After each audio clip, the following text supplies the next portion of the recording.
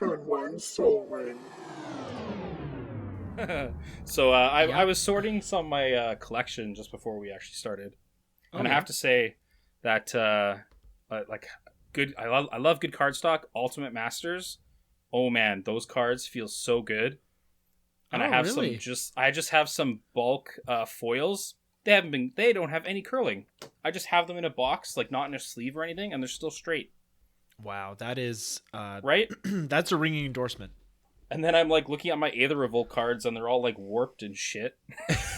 Oh well, I can't even imagine what Like- what like Hour of Devastation Amonkhet foils are like these days. Yeah. If they were just Well, like left out. Remember Ixalan? Not even my foils, just like my regular cards Yeah, that was bad.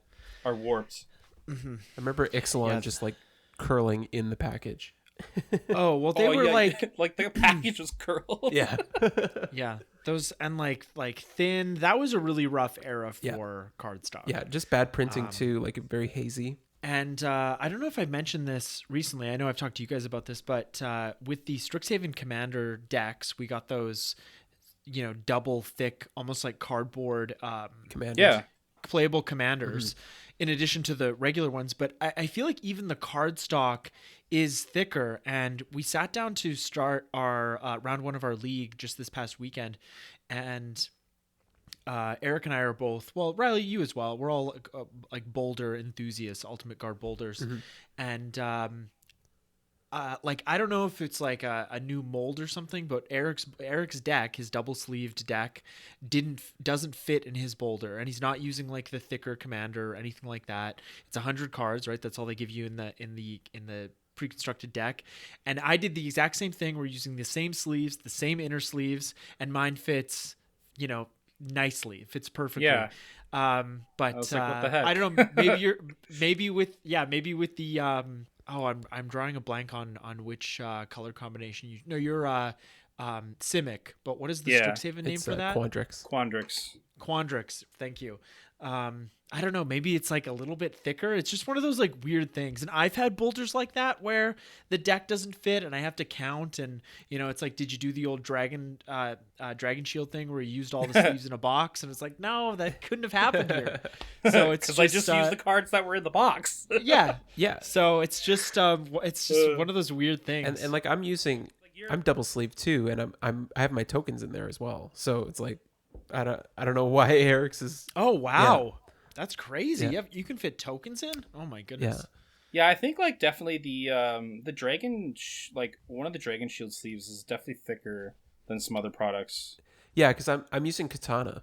Yeah, and I think the smoke sleeves are thicker than they feel denser and more durable than the clear sleeves, Dragon Shield, because I use Dragon Shield sleeves, inner sleeves for everything.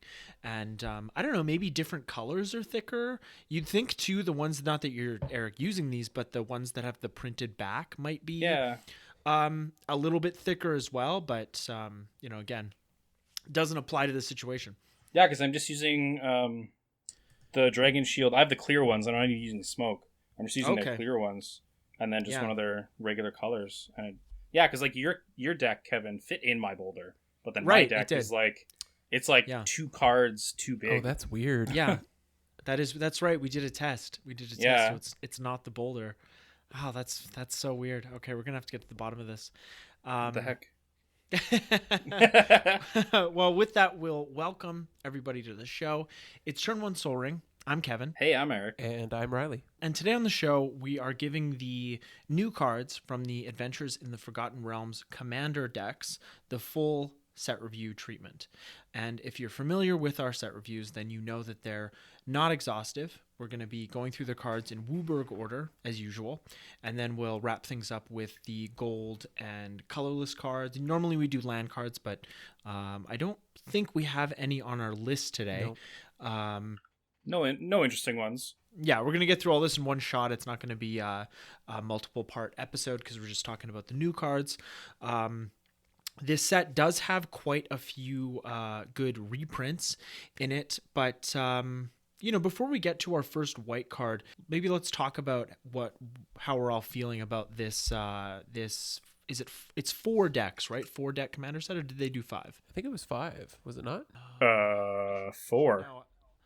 Yeah, I should know. I bought it, but I didn't actually open the box. 4.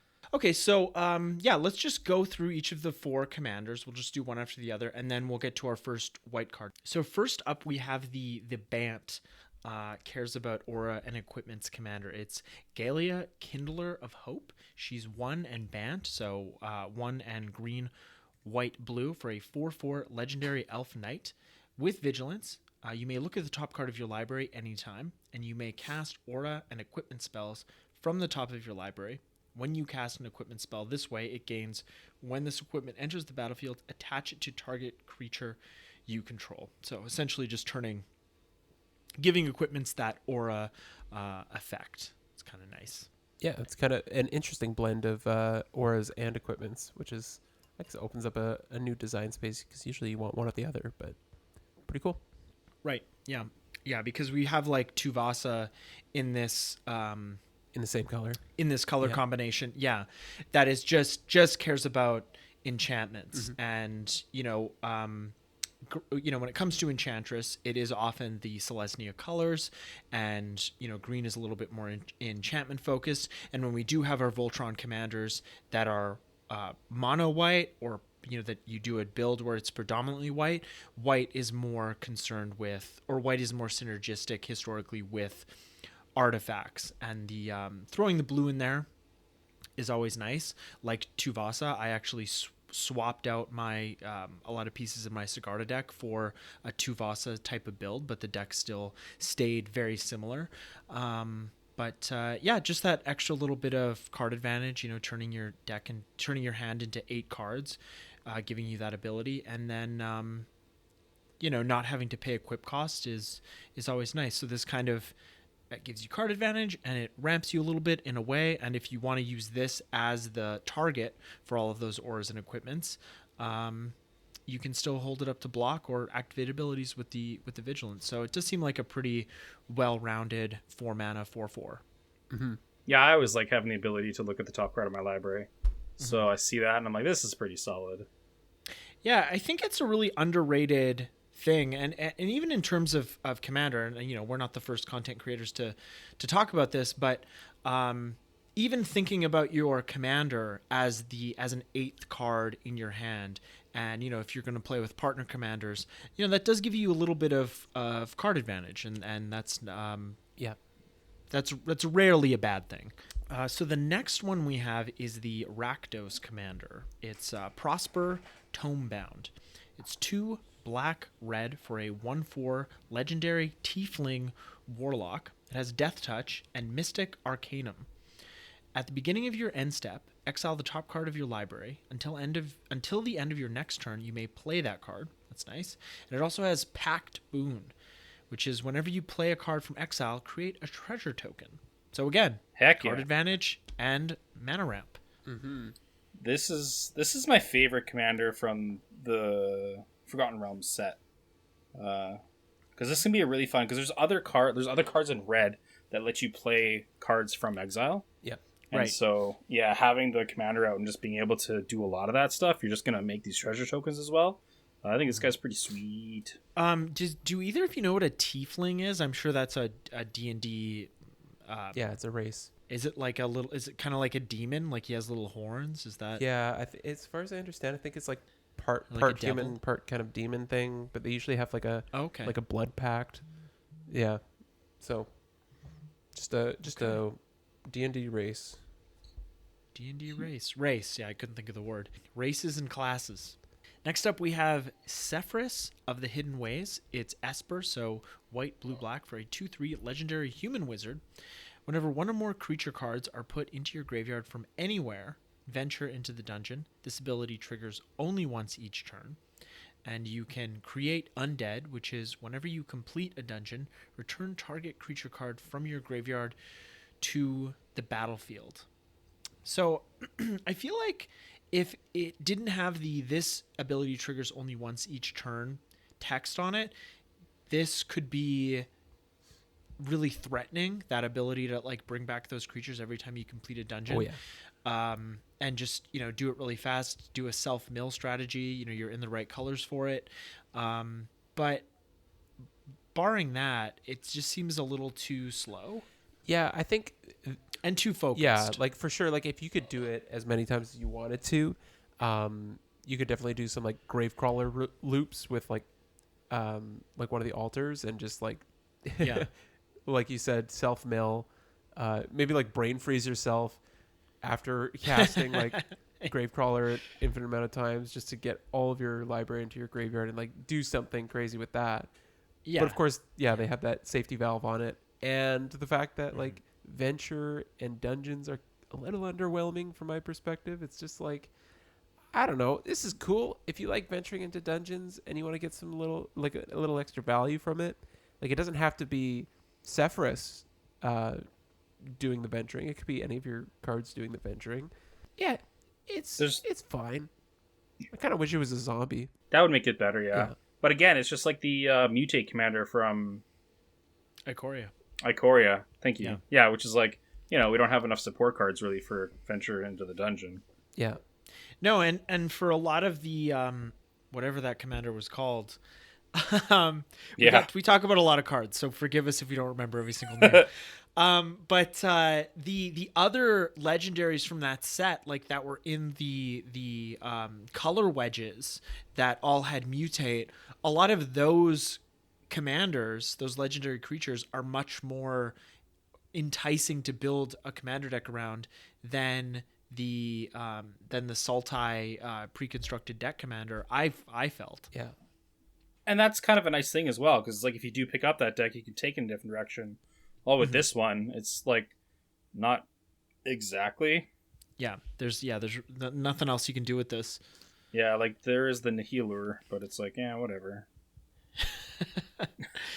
But it's just like, again, like so we don't have as many support things for venture into the dungeon. How do we make it better? Well, let's make the commander be able to do it. But them making the commander only be able to do it once a turn really just, again, stifles the ability. And you're like, well, it's what it is.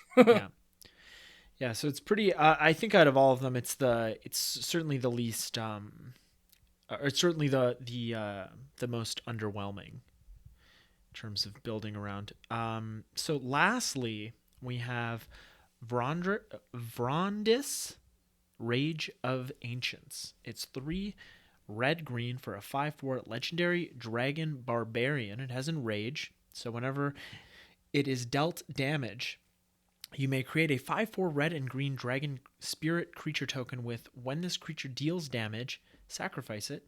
And whenever you roll 1 or more dice, you may have Vrondis deal 1 damage to itself. So this is, I like this because unlike the last one, it stays on theme, but it's about dice, which is something that's, existed in Magic for a long time. So you don't have to put in all those roll a d20 cards from the main set. You can, and you probably should, but then you have a lot of other cards from Magic's history that allow you to roll dice. And if your play group lets you play with uncards, so much the better. I think we ran into this issue during the main set review where like I assumed that we had a lot of dice rolling cards, but they're actually coin flipping cards. So oh, you're right. Damn it. Yeah, I remember.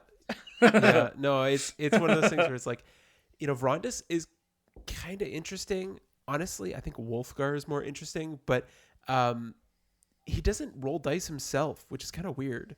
Like he cares about rolling dice a little bit, like to get that, enrage proc. But honestly, it doesn't even need that ability. Like honestly, if you just do like an enrage deck around him, that might be interesting enough. Yeah, because you can put your enraged dinosaurs in there and stuff.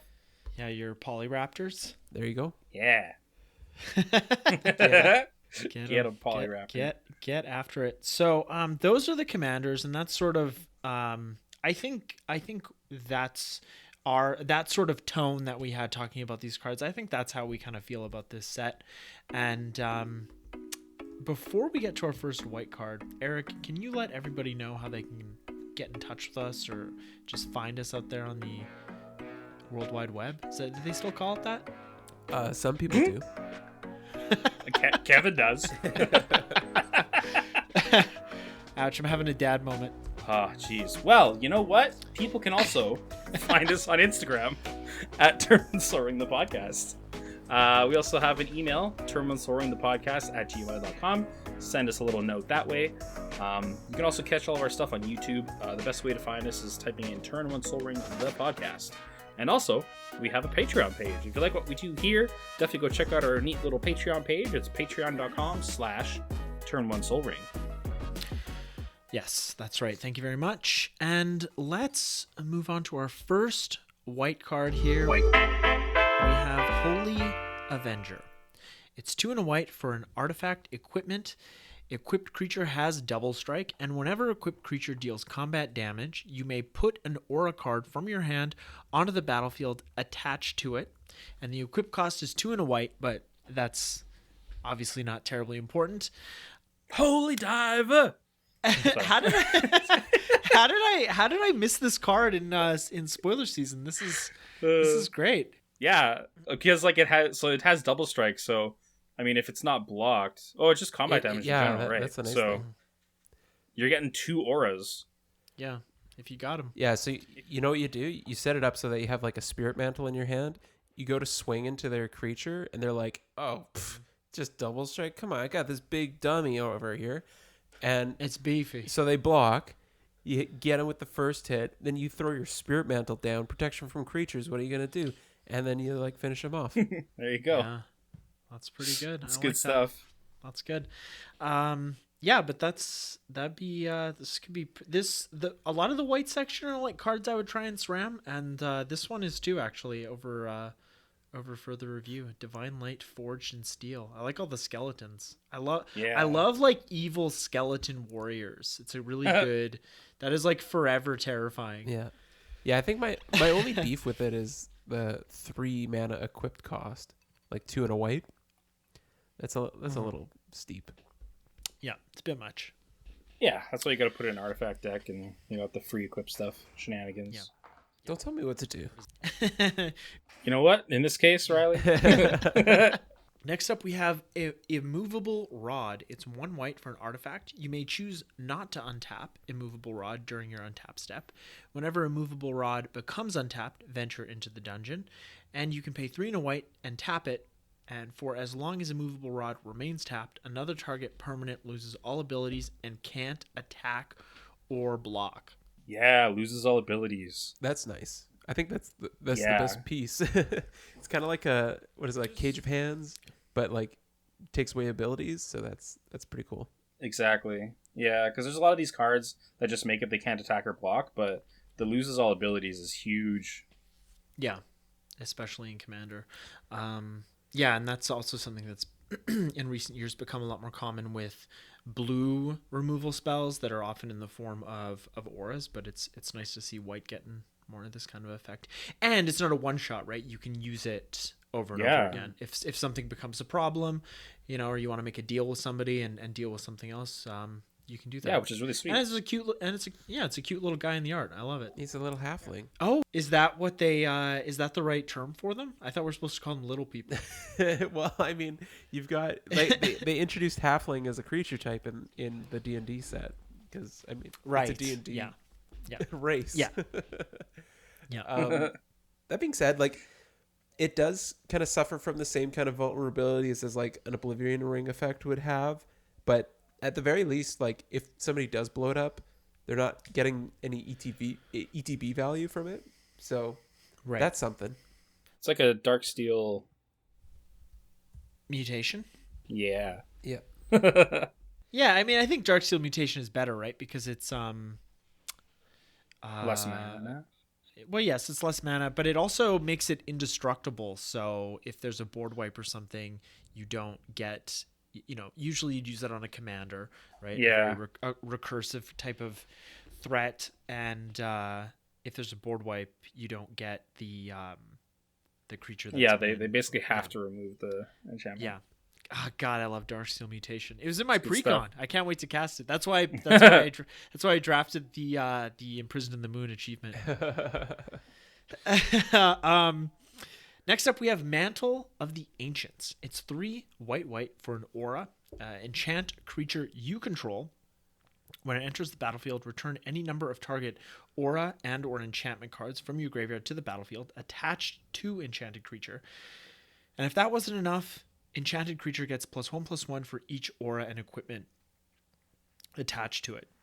So obviously I'm thinking about this in SRAM, but I'd also throw this into like any aura or enchantment deck that it has white in it, and surprise, surprise, they all have white in them. And like I love this effect for 5 mana. I think the only thing better is like replenish at 4.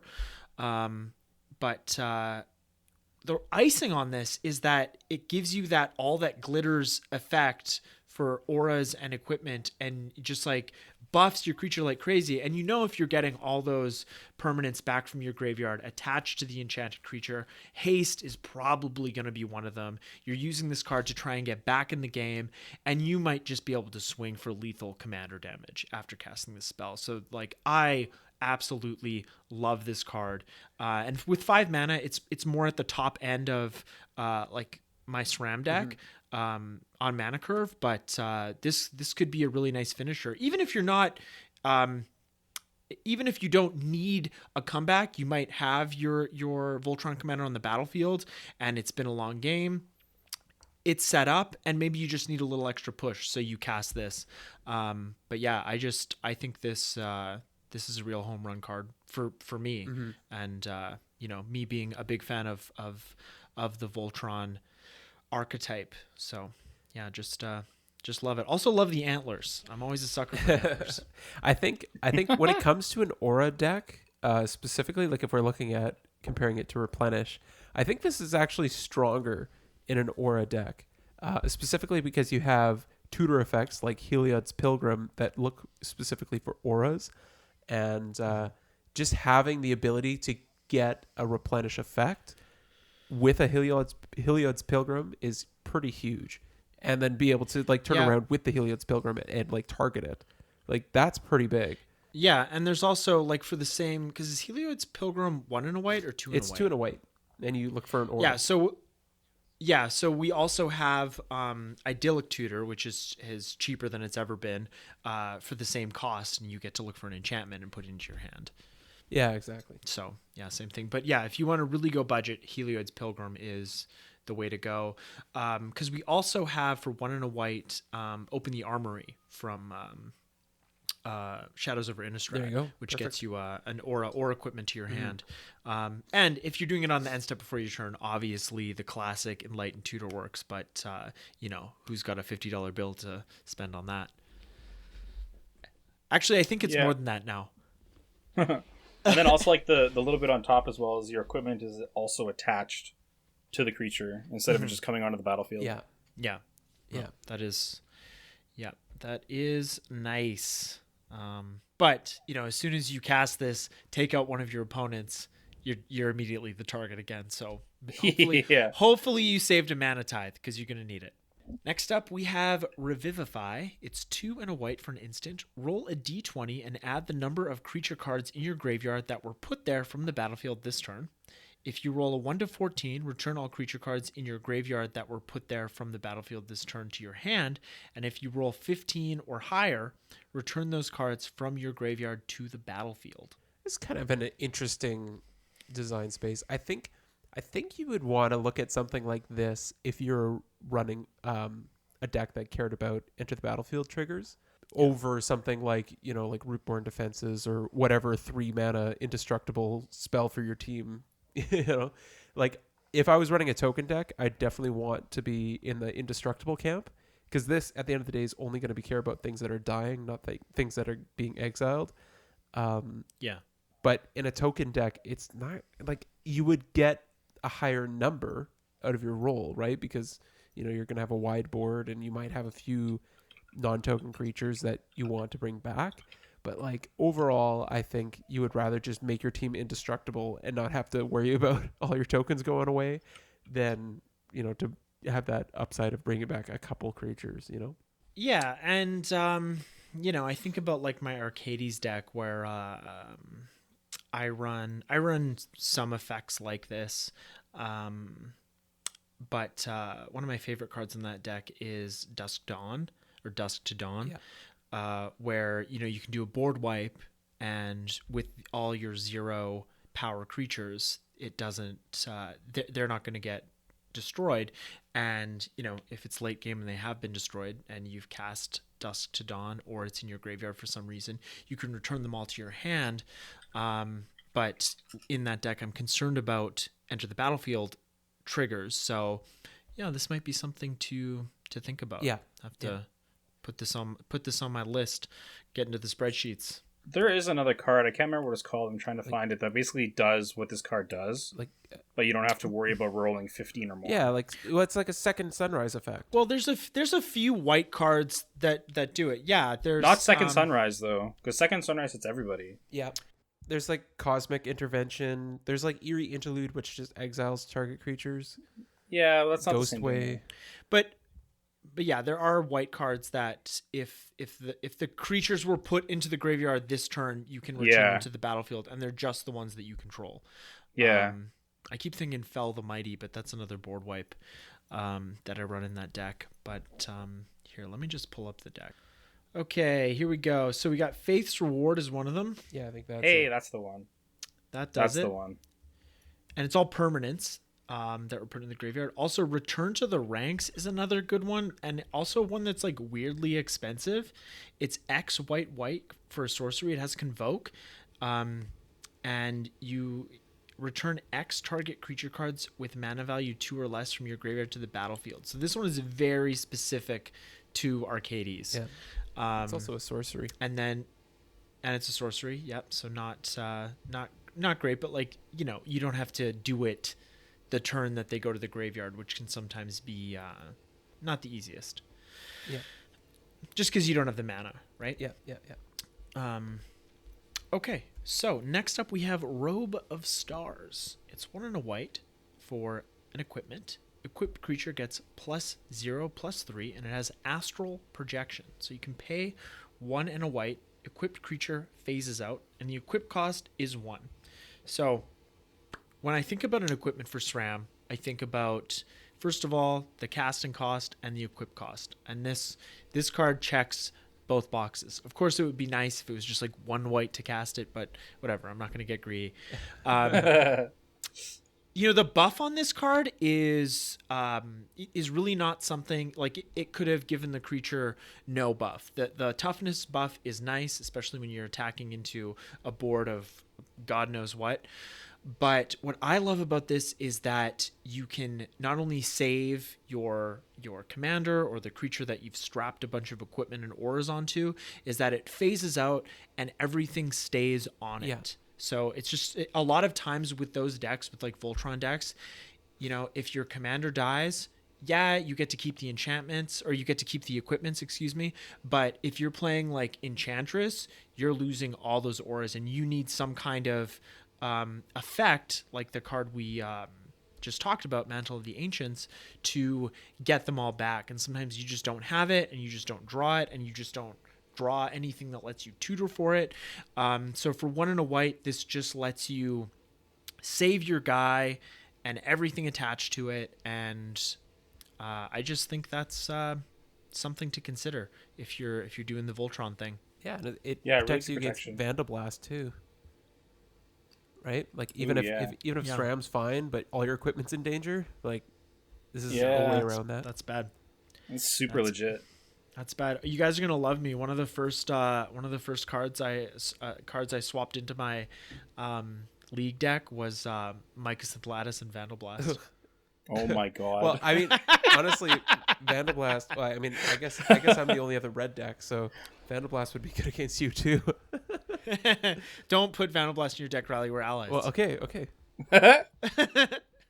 I was just kidding about that stack stuff. I didn't put any stacks cards in my deck. Oh man. I'm telling the truth. I really did. I just did a bunch of disgusting combo stuff. Okay, moving on to blue. We have Min Wily Illusionist. It's 1 blue for a 1/3 legendary gnome wizard. Whenever you draw your second card each turn, create a 1/1 blue illusion creature token with this creature gets +1/+0 for each other illusion you control. And whenever an illusion you control dies, you may put a permanent card with mana value less than or equal to that creature's power from your hand onto the battlefield. This is a really fun, unique card. Yeah, this is probably like my vote for the coolest legendary creature in the set. I really like the whole mono blue, I can put permanents into play thing. And then also, like, you can play other illusions so that when you get these ones out, they get pumped by... Like, it's not only this ability that's putting illusions onto the battlefield. Yeah, that's a good point. Yeah, and illusions tend to have more power and toughness than their casting cost, so that might be like a weird pseudo way to ramp out some permanents. Yeah, totally. And it's nice that these ones don't die by just being targeted by something. Yeah. Like a lot of other illusions are. That is what we've come to expect from the illusion creature type. One of my favorite illusions, at least I think it's an illusion, is not good in this deck, but is Fog Bank an illusion? I know it's a wall, but is it also an illusion? It's just a wall. Ah, darn. Okay. Still, I used to love that card when I first started playing Magic. Yeah, I thought it was unbeatable. Right? Yeah. Me too. That's funny, guys. That's funny. Everybody goes through that kind of phase. You're like, whoa, this thing survives everything. How am I supposed to defeat this? Probably just bolt it. I remember when the indestructible keyword came out in I think it was like Scars of Mirrodin, maybe. I may be wrong about that, but it was definitely like around. No, it didn't come out at that time, but that was the first time I had encountered it. I had just gotten back into Magic, and I was buying like sealed product and drafting, and I think it was like Darksteel Mirror or something. It was like indestructible, and I'm like reading the rules text for it, and I'm like, this card's unbeatable. How you can't do anything about an indestructible? And of course, it's wiser now. It's still just a 0/1. Yeah, exactly. I have a playset of like the old Fog Bank too, which is like these Velociraptors that are like they're like, what the fuck looking around like. Yeah, I love that art. Which is so funny because we haven't had dinosaurs in Magic like that early at all, and this random card just says dinosaurs on it. So our next and last blue card is Winged Boots. It's 1 and a blue for an equipment. Equipped creature has flying and ward 4, and the equip cost is 1. So get carried away. That's nice. It's just 2 to cast, 1 to equip. What more do you want? Ward 4 is like, I don't think anything to like shy away from. Mm-hmm. That's a big steep extra casting cost to like swords a creature or something like that, so somebody's really going to need to invest extra, and I think it's really just something to like deter people. Like, it's actually pretty good having ward 4 just on your creature. Yep.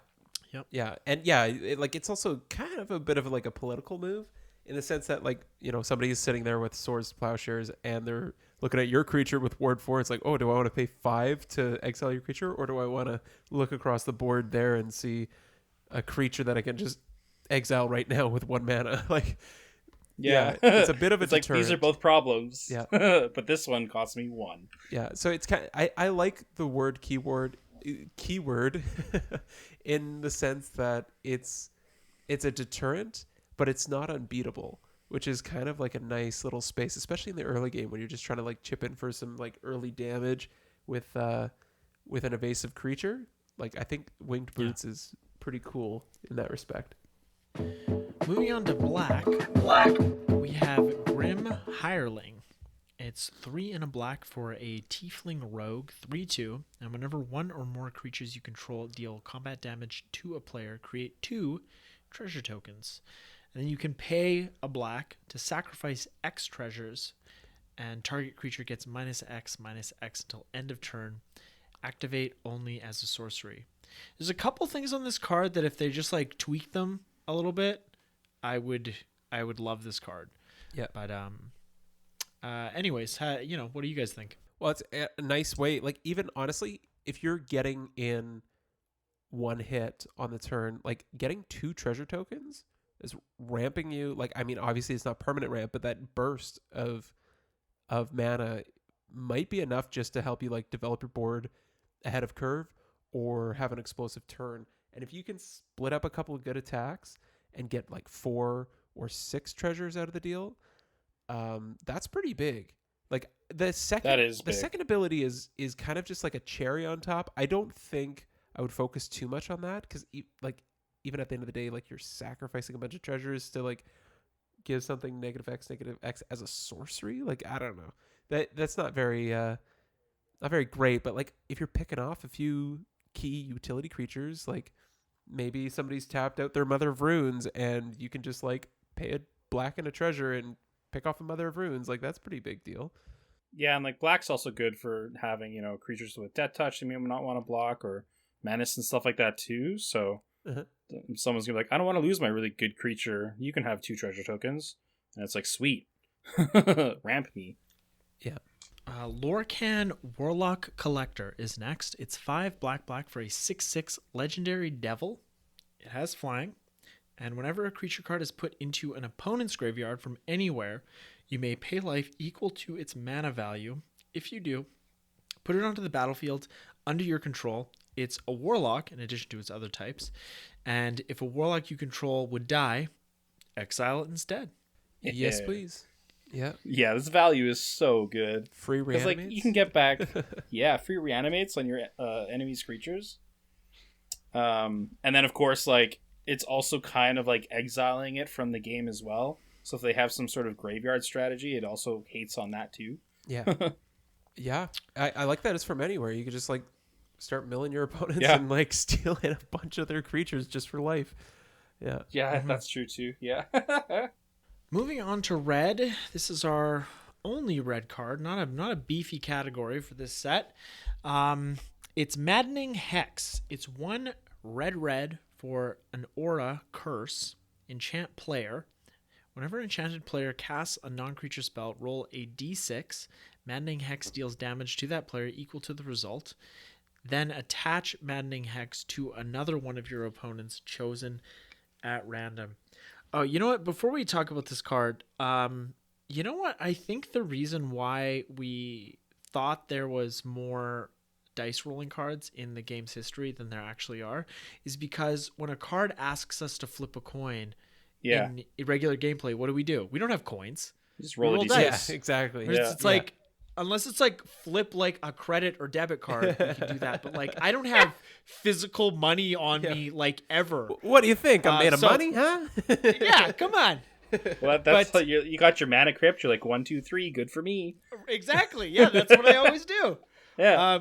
This is a really fun card, right? Because you can move it around to different players, and it just kind of adds that other little layer to the game, which I always find fun. Yeah, this is one of the only cards where it's like rolling a dice that I actually like. Because basically red wants to deal damage. If you get this on an early turn, people are just going to take damage from it. And you're like, cool. Yeah. And just see what happens. Yeah, they can't roll 0. I think I'd like it. Yeah. I think I'd like it in a deck like Torbrand, where it's like, you're guaranteed like hitting them for 3 damage if they're casting non-creature spells. Overall, I actually don't like this card at all. Like I don't like the fact that it procs off of non-creature spells that they're casting. So you have to keep track of that. And then you have to roll a dice and then you have to move it. So it's like this chance of maybe hitting them for 6, but likely hitting them, somewhere in the middle, and then having to like move it and just keep track of this. It's just like a game piece that doesn't seem to be doing a ton, but doing a lot of weird random actions that you have to keep track of. And it's just like, I don't know. I think you love game actions. I love game actions, but I love when game actions involve like drawing cards or producing a lot of mana. Yeah, but this is like it's if you have a burn commander, this is where you want this card. Other than that, it's not good. Yeah, it's like a Mystic Remora of just garbage. It's not garbage. We're dealing damage. Riley, Mystic Remora used to be 25 cents. You have to choose the opponent at random. You have to choose the opponent at random. So you have to roll a dice to figure out how much damage they're taking. Then you have to like roll a dice to figure out who's getting it next. It's like never mind the fact that it's not just a spell, it's a non-creature spell, so it has to be a specific spell. So like the whole time you're staring at this random enchantment aura, just waiting for somebody to do something about it, and then you got to go through this big process, and everybody's like, okay, great, thanks for dealing 2 damage to me. I don't know, maybe you should just watch for non-creature spells easier. Okay, I'm thinking from the perspective of somebody playing this at like an LGS. You know, like think of Trev. Sure. How often does Trev actually pay attention to the game of Magic? You know, like That's fair. He's gonna have to backtrack and then go through this whole process of like rolling dice to figure out who goes to next, and it's like, oh, it's just gonna be just a memory issue. That's all it is. It's just a memory issue. As well with like the other D&D cards, at least this is a D6, not like a D4 or D8 or something that the other ones say. Yeah. It's just like, where am I going to go grab this other dice from? We gotta play Dungeons and Dragons. I'm not. Well, that's why I have those dice, because I played Pathfinder for like 2 years, so I have the dice for it. They are very helpful just in regular games of Magic, because like, yeah, you know, like Yisan, you don't need a D20, you need like a D12. You know, it's like you're not getting to 10. Like if you're getting verse counters on him to like 9, it's like, and you haven't won the game, I don't know if you're going to. So but moving on to green. Our first card is Bag of Tricks. It's 1 and a green for an artifact. You can pay 4 and a green, tap it, roll a d8, reveal cards from the top of your library until you reveal a creature card with mana value equal to the result. Put that card onto the battlefield and the rest on the bottom of your library in a random order. I like this. We just talked about this. This is wholesome. It's friggin' D8. Get out of here. Yeah. Look at the art. The art is so pretty. It's just a little bag of little stuffies. It's very cute. The art is really good. Yeah. You know, we were talking before the show, and Eric, you made a good point about this set and the regular standard set being a catalyst for D&D players to play Magic. This commander set in particular, because I think, you know, we all feel, the hosts of this show feel that this commander set and the regular set are a little lackluster in terms of power level. And also like the dungeon mechanic, it's not quite even in standard, even in Brawl, like I feel like it's not really making a lot of waves. No. But even in limited. I just had a thought that I think this set, because there are some interesting cards, and Bag of Tricks is one of them, that make you that you have to roll dice, but you have to roll dice that Magic players don't normally have, like a D8, and like, you know, like Riley and I are a little probably maybe a little more unique in that way, because we have more exotic dice, because, you know, Riley's played D&D, I've played Pathfinder, and Eric, I know you're not a stranger to any of that, but I think that what might happen with this set long term is that it might cause Magic players to buy more obscure dice than actually get D&D players into Magic.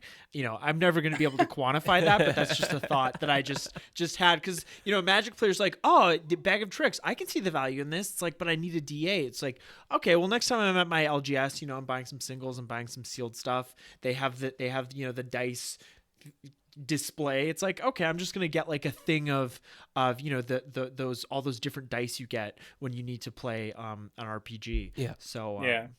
I think that might end up happening more than, you know, an influx of D&D players, but yeah, just because the games are so different. They are, but it is also like, you know, when we're rolling D4s, D8s, and stuff like that, you have your D&D dice already. So as a D&D player, you know, you're like, oh, this is kind of cool, because now I'm using this kind of stuff and that whole kind of thing. So, you know, and then like D&D is really hard for people to get together with sometimes, because you have 8 people you're trying to get together for a game. So sometimes you can hang with some friends like, well, we can't play D&D. Let's play Magic D&D. That only requires 2 or 3 people. Right. Or we'll just do like 1v1. Let's play some paper brawl. No, I don't have any paper brawl decks. Neither do I. Now, as far as getting back to this card. Yeah, as far as the card goes, okay, so cute card. there's a lot of things going on here. I think in order for you to feel a payoff from this, you would want to activate it twice. But that being said, it costs 1 and a green to cast, plus 4 and a green to activate for the first time, and then another 4 and a green to activate it the second time. So like even if you are getting like the full or the value that you would want for it to be a good card, I think there's a lot of risk associated with it. Like somebody could easily just pick it off. Or you could run into this weird issue where like maybe you only have 3 7 drops in your deck, and you drawn 2, you hit 1, then you happen to roll a 7 the next time, and now you have to go through your entire deck just to get to nothing. And everybody's like, great, you put nothing onto the battlefield. Nice artifact. So I don't or like 2 times in a row you pay like 5 mana and put a 3-drop on. Yeah, like, it's not great. Like, I mean, I think I'd still be okay with just pay 5 mana on something I've already invested in to like get some pseudo card advantage, but like again, it takes like 2, maybe 3 activations for me to actually feel like I'm getting some card advantage. Yeah. No, that's fair. We have Druid of Purification next. It's 3 and a green for a 2/3 human druid. When it enters the battlefield, starting with you, each player may choose an artifact or enchantment you don't control. Destroy each permanent chosen this way. This card's strong. It's very strong. Real good. Yeah, just very strong. So like at the very least, you're getting a trouble or a problem enchantment or artifact off the battlefield. Great. And then your opponents get the opportunity to pick off more stuff that you don't control. So like, okay, great, even better. Like, even if your opponents choose not to pick off something, which I'm not really sure why they would. I'm sure somebody would be like, yeah, you would. Yeah, it'd be like, oh, okay, yeah, there's just a random soul ring over there. I'll pick that off. Yeah, this is just great. Like, at the very worst, it's like a foundation breaker, right? Which is, I still think is a good card. It is a good card. Yeah. Next up, we have, so we're moving on to gold here. This is the, no, we're not quite at the home stretch. Gold. We have Dragonborn Champion is our first gold card. It's 2 red-green for a 5/3 Dragon Warrior with Trample. And whenever a source you control deals 5 or more damage to a player, draw a card. We got a bunch of interesting dragon cards in this set that, we don't normally see because they're like dragon creature type mixed with another creature type. So they're kind of like humanoid dragons, whereas, the stock dragon in Magic is always the, it's a hefty mana cost, it's a hefty body, and it has flying. But this is kind of an interesting take on a dragon, and could be cool in some of those decks. Dragonborn. That's what it is. Right. Yeah. Yes. So if you put like a Turtleborn, it would be like a turtle folk kind of thing? Yeah, it'd be a Teenage Mutant Ninja Turtle. Right. Maybe that was a bad example, like a fox folk. Yeah. I know I added this to my list. I'm not sure, Eric, if you had this on your list as well, but the reason I was looking at this one was because I figured it might be worth considering for Halar. Not just because Halar gets big and I could probably trigger it that way, but the fact that once Halar gets 5 or more counters, you're getting 3 cards off each trigger. So that's pretty big. Right. I mean, at that point, you're probably doing fine. Like, your opponents are taking 5 each. You got to get, as soon as Halar comes down, you need to get it off the board. Basically. Yeah. Or you just need to play Paco and take 3 extra turns. Yeah. Yeah, that works too. That works too, for sure. Yeah. And ideally the extra turn spells that are shuffled back into your deck. There you go. After they're cast. Yeah. Oh my god, that card. Fevered Suspicion is next. It's 6 black-red for a sorcery. Each opponent exiles cards from the top of their library until they exile a non-land card. You may cast any number of spells from among those non-land cards without paying their mana costs. and it has Rebound. So in case you forgot what Rebound does, I know I did. If you cast the spell from your hand, exile it as it resolves. At the beginning of your next upkeep, you may cast this card from exile without paying its mana cost. And it goes to your graveyard after that. So if you have a way to get it back out again, you can do the whole Rebound thing all over again. Well, you got 3 spells. Yeah. So that's pretty good. And then it has Rebound as well. Like I think like the yeses cost 8 mana, but if you're getting 6 free spells of like other people's stuff, that's pretty good value. Mm-hmm. Yeah, I like those odds. Yeah, I love this card. It's a really cool high rolly spell, and like put Rebound on anything. Like, what's that? Is it like Recurring Insight, that blue card draw spell with Rebound? Like you choose an opponent, and you draw cards equal to their hand size, or like the difference between your hand size and their hand size, and it has Rebound. Like, I love that card. Mm-hmm. Would you play this in Zancha? I'm considering it. Yeah, it definitely is in that wheelhouse. Because it's a fun Rakdos card. Yeah, I think it's kind of flavorful. Yeah, and that deck is.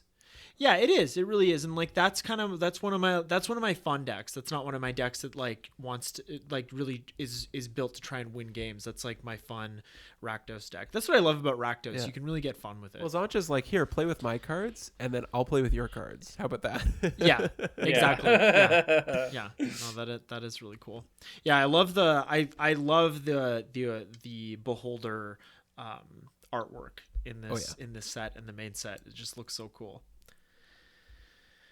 Hurl Through Hell is next. It's 2 black-red for an instant. Exile target creature. Until the end of your next turn, you may cast that card, and you may spend mana as though it were mana of any color to cast that spell.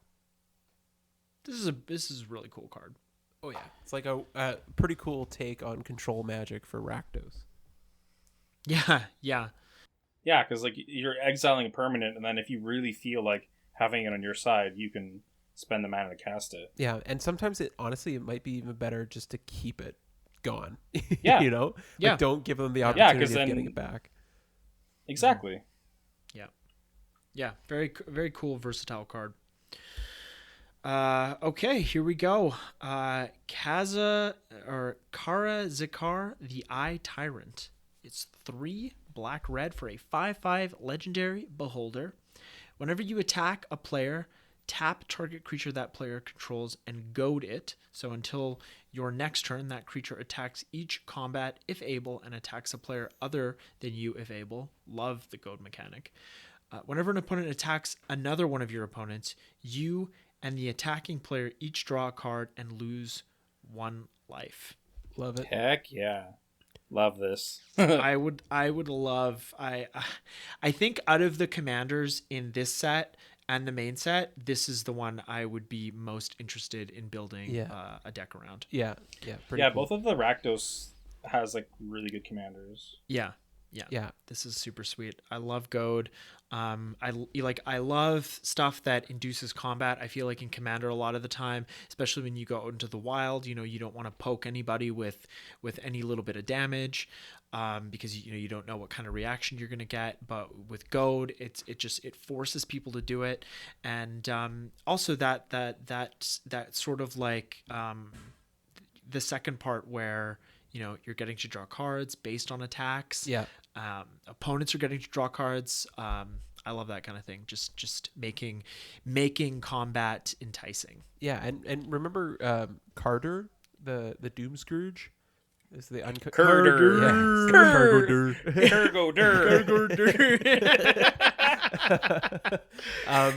I remember really liking Carter as well, and this is this is better in the sense that you get that card draw trigger. So you could make like a Rakdos Goad deck and just keep generating card advantage. So yeah, super cool.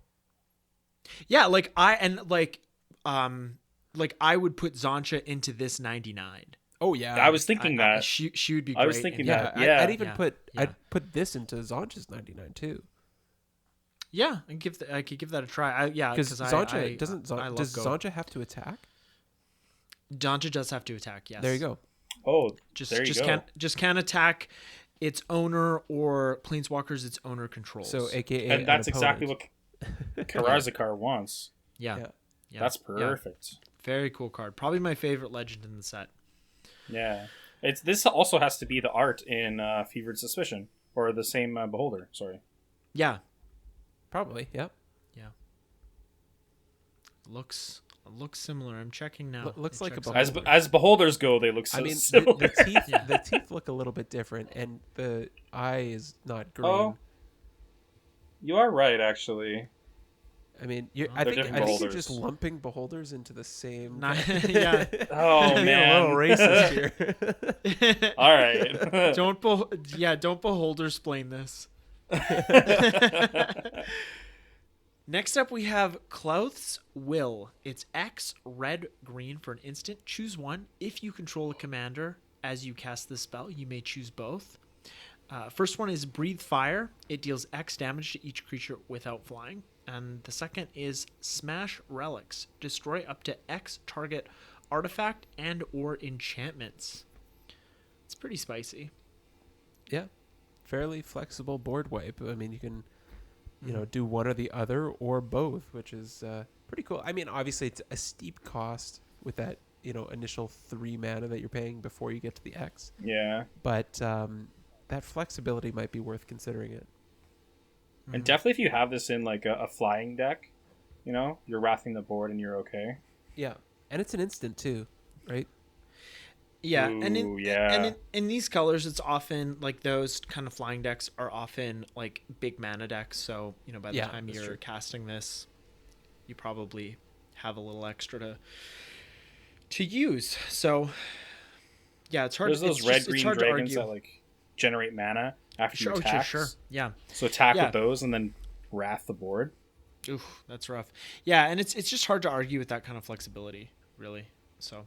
Yeah, if you have that kind of deck, give this card a look-see.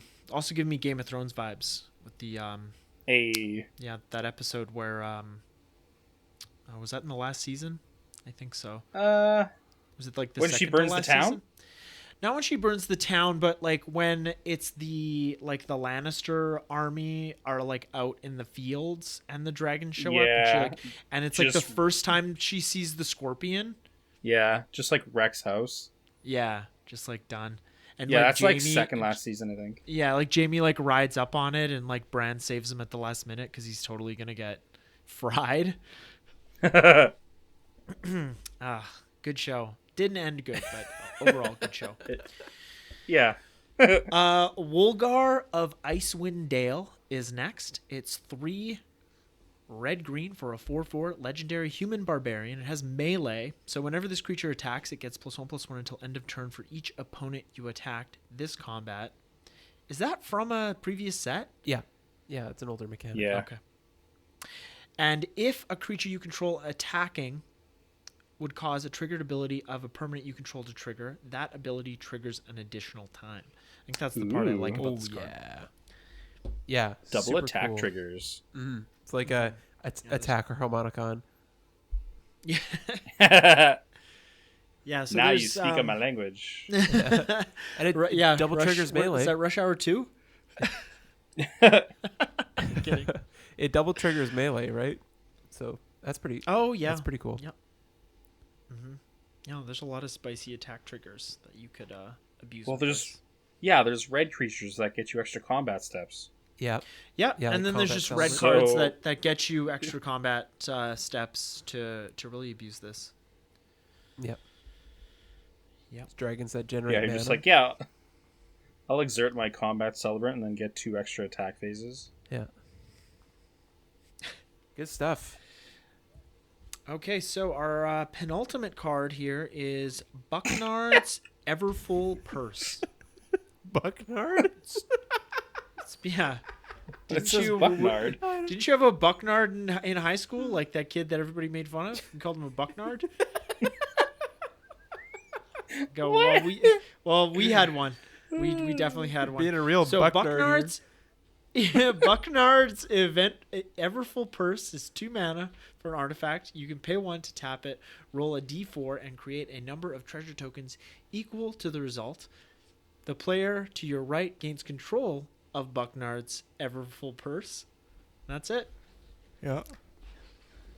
That's a fun word. That's fun to say. Pass around the mana.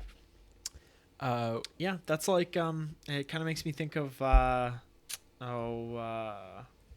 what is it? Is it like loyal something? That red card, that red creature, one in a red. You can tap it to draw 2 cards, and then you have to give it to another player, but you can only do it at sorcery speed. Oh yeah, that's yeah. Man, why am I? It's like something recruiter. I don't know. Is it? No. I know exactly what you're talking about. We're just having one of those days. Yeah. Just one of those days. Yeah. Just one of those days. Oh man, we're just a bunch of Bucknards today. But Bucknard's Everfull Purse would be perfect for Zedru, the Great-Hearted. Oh yeah. Yeah, just like giving people a permanent, and then also getting some ramp out of the deal. So like, super cool. The Treasures help fix mana. I like it. It's a very fun card, and you could also do things like with there's that Tristani from the Guilds of Ravnica block that makes you return permanents at your end step. Oh yes, right. So you just like play that and keep pulling it back. Tristani. It's a humble defector. Humble defector. Thank you, Eric. But like, it's 2 mana. It's 1 to activate. Like, it's not terribly expensive. Like, it is. It's a neat little card. Correction on the Tristani. She only takes back creatures. Boo. Oh, okay. So boo. Can't do that. Yeah, you're gonna have to homeward path this thing. Yeah, exactly. When was the last time you saw one of those on the battlefield? Okay, so our last card today is Ebony Fly. It's 2 mana for an artifact. It enters the battlefield tapped. It taps for a colorless, and you can pay 4 to roll a d6. Until end of turn, you may have Ebony Fly become an XX insect artifact creature with flying, where X is the result. And whenever it attacks, another target attacking creature gains flying until end of turn. I really like this card. I like it in the sense that it's a 2 mana rock. It enters tapped, but it not a big deal. Yeah, not the end of the world. But just in the late game, you get this 2 mana rock that's relevant. It could like swing your commander in or swing in a big dummy to get in some extra damage, and I think that would be very relevant in the late game, which is not something you get out of a 2 mana rock if you draw it late. Yeah. No, very true. You can like draw a card off a Mind Stone, or like, that's pretty much the only one I can think of that can be relevant late game. Yeah. And it is also nice that you roll a d6, and then after that it's still a May. So if you roll a 1, you're like, well, shit. I don't want it to be a 1/1. Yeah, I mean, even then, like, I'm not too concerned about how big it becomes. I like the jump effect that it gives. Another creature. Yeah, for sure. But then it's like if someone has an Elesh Norn on the battlefield. Oh, yeah. Then that's it gives you that versatility to, like, it doesn't have to become a creature and just die. I mean, if somebody has an Elesh Norn on the battlefield and you're trying to win with combat damage, you're probably going to have a bad time. There's other effects like that I just couldn't think of. But there's,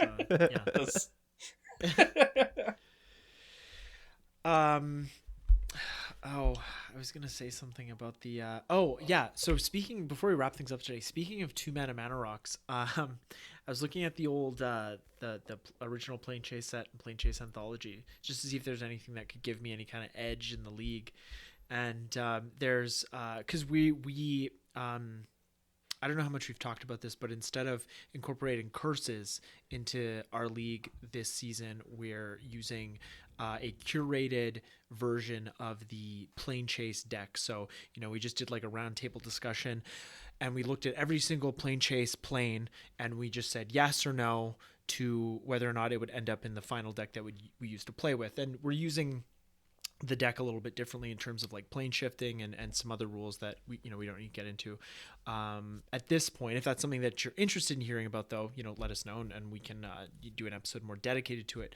But my point in bringing this up is that there's a card, Fractured Power Stone. It's 2 mana. It enters the battlefield untapped. It taps for a generic mana, and you can tap it to roll the planar die, which I think you can only do like as a sorcery, which makes sense. But yeah, I don't know. I'm in an artifact deck. Maybe I'll try it. I've already slotted it in for my first round. Oh, nice, nice. Okay, I'll have to make a cut and add it, because I'm sure it's like dirt cheap. Yeah, it is. I think it's under $1. Yeah. But yeah, that is our Adventures in the Forgotten Realm Commander review. So if there were any cards that we missed that you're interested in, or if you're just excited about some of the reprints, I love the new art on Heroic Intervention, for example. You can let us know in the comment section of wherever you listen to this. Thank you, as always, for listening, and we're going to be back next week to probably doing a deck tech, and then after that we're getting back on the lore train. So if you enjoy those episodes, stay tuned, because we have a few more coming down the pipe. I don't know which one it is. Either or. But either or, both. But yeah, just take it easy out there, and we'll talk to you soon. Thanks, everybody. Wow. We're in sync. Wow. Wow. Wow. Turn 1 Soul Ring.